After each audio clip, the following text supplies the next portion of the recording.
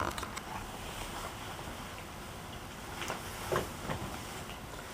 morning everyone, my name is Yuehai Xiao and I go by Mike.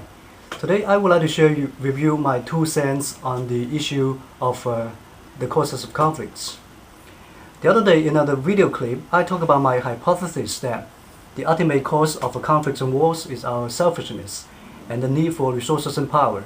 I propose that if we could control our selfishness in a rational manner and promote tolerance to differences, we might be able to reduce conflicts and wars and benefit one another and achieve so-called win-win situation. But how about the conflicts among the less selfish people? Some of them can sacrifice themselves for their family, like their children, parents, and spouse. Others can do that for what they believe, such as their religion, and still others can do that for their friends and even strangers.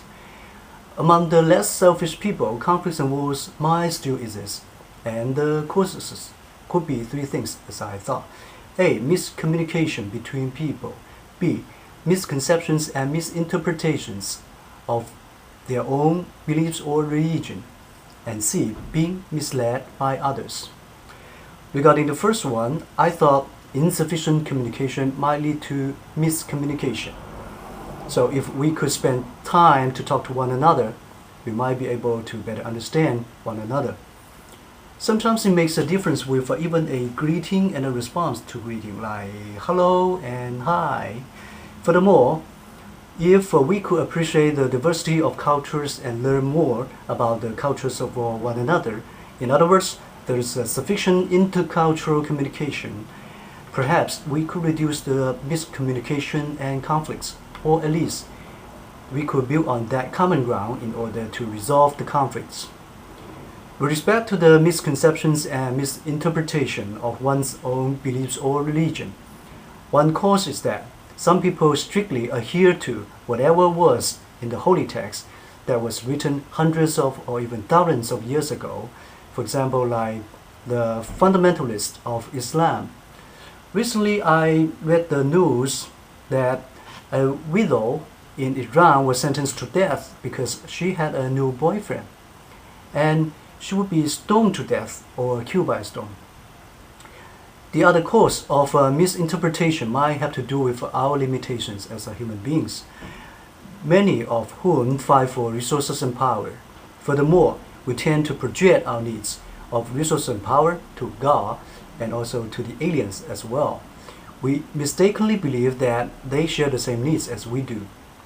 For instance, some people offer sacrifice to their God, hoping to please God before they ask for help, because they assume that God needs to eat and drink just like us.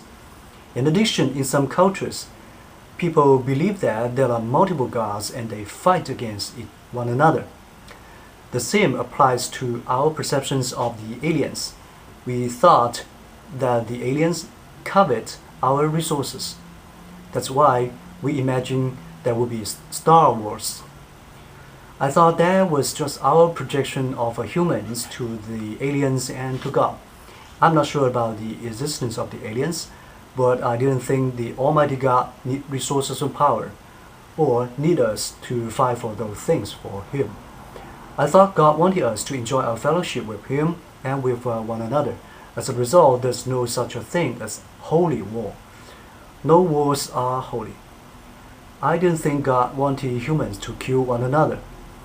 I guess the terrorists have misinterpreted their religion. In addition, if we were not able to handle the conflicts and wars among humans, we may not be able to do that with the aliens either, if they do exist. With regard to being misled by others, I thought it was not wise or worth it to go to war for the leaders who misinterpret their own religion, whether intentionally or unintentionally, or for any cult leaders who claim that they are not humans but immortals. Let me unveil the cult leaders a little bit. An immortal does not make any mistakes because he or she can predict that those would be mistakes. An immortal does not get sick or get older or die. So I guess no cult leaders qualify for that. dictators do not allow or encourage their people to believe in God, because they need to be worshipped by their people like God. The best way to crack down dictatorship is to reveal truth to their people.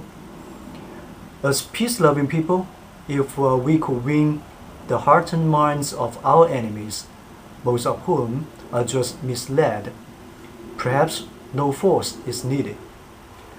The First and Second World Wars were initiated by some militant governments. I guess their people didn't want to go to war.